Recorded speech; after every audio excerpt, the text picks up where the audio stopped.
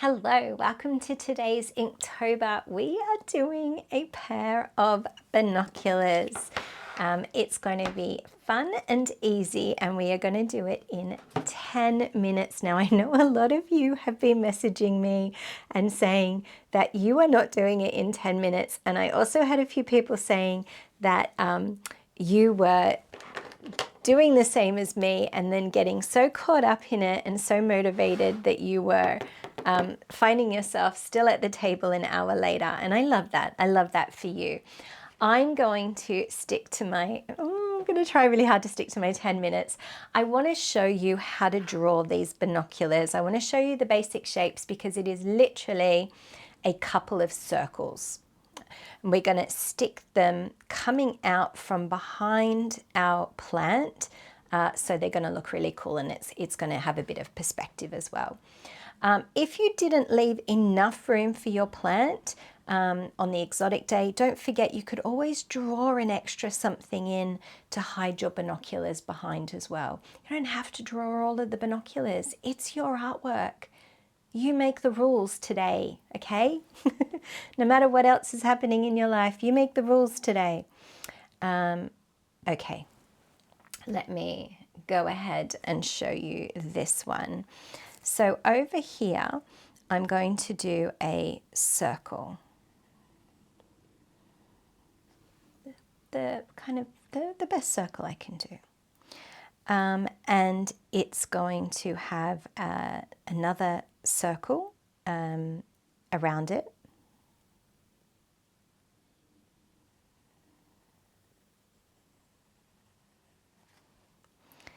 And then it's going to have another circle that isn't quite a circle. Watch this. It's just the beginning of a circle. So it doesn't finish it. It kind of gets caught up with the other two circles. We're going to repeat that just up a little bit. So a circle with a bigger kind of circle. And then the curve here. We've also drawn some bracelets. So if only today's prompt had been bracelets, we'd be fine.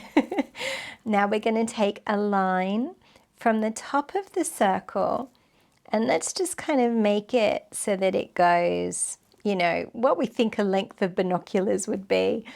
It'll depend on how big you're working, but in my case, you know, my line is that's probably about what, 2.5 centimeters maybe. And we're going to take the top one, have a line as well, but they don't go as far as each other. One's a little bit longer because we're looking at a bit of perspective. We're going to take the line under the binocular as well. This one doesn't really get to go under because it's hidden a little bit. At the back of the binocular, there is a curve that just matches this curve. So we've got a curve here, so we put a curve there. We've got a curve here, so we put a curve here, but before you finish that curve, we're going to put a little straight line diagonally, which is going to house a little turny thing, which is just a little rectangle with lines on it, just to make us think that we have control of our binoculars. Let's give it another diagonal line.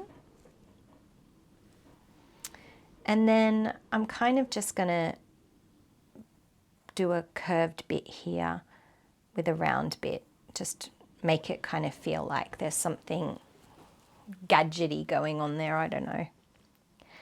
A little line here, and that's our binoculars. You're more than welcome to trace them, but genuinely they are just a few circles. So the inner circle I'm going to do with my thin ink, and the little kind of lines that kind of tell you that they're binoculars. Like, remember the little twisty thing you'd have sometimes? And then I'll do my 2 binocular circles. It's really fun doing ink and wash. There's something really good for your brain about having a black outline of things. And hopefully you've been inspired to kind of think that things don't have to be perfect, and you're starting a new habit. And you know, sometimes new habits are uncomfortable. I'm just going to put some little up and down lines in the glass section here as reflections. in case my picture needed a bit extra help. A little bit of Payne's Grey. Get the paint out. That's what we're here for, isn't it? Make sure, even if you've got a waterproof marker, you need to make sure that the marker has dried on the page before you put your watercolor on, or else that ink will actually spread. But I think I'm good. Bit of Payne's Grey. I've got my black as well.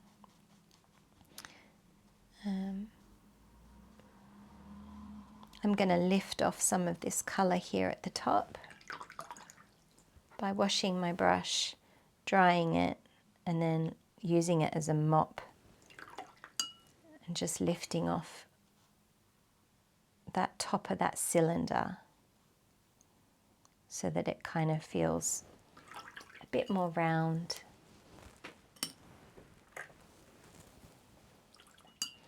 I have gone down to a number 3 to do this middle bit here.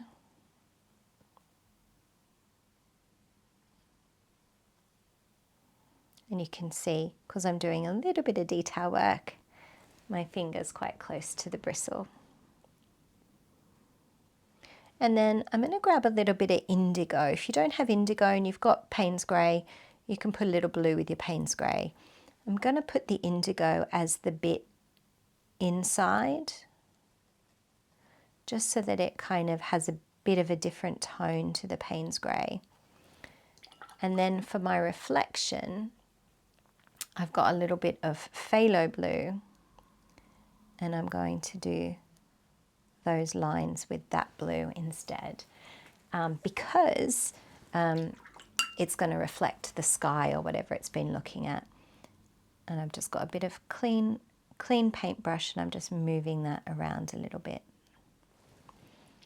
People are always a little bit confused about what colour to do glass and things like that. And often the glass can be painted whatever colour it is that it's reflecting. So just in here with a number 3 with my black.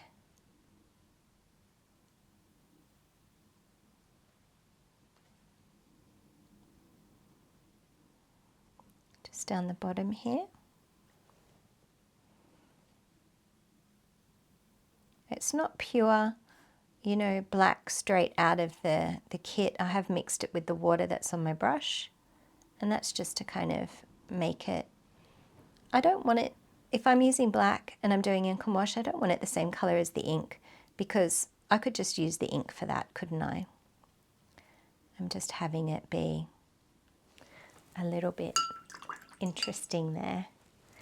And there we have our binoculars. Oh, what day is this? Let me check. Day 5? Yes. Now I'm going to do something a little bit different. We're going to finish off the image tomorrow on day 6, because I kind of really wanted to work week to week. So tomorrow is going to be the last image for this, and the word is trek.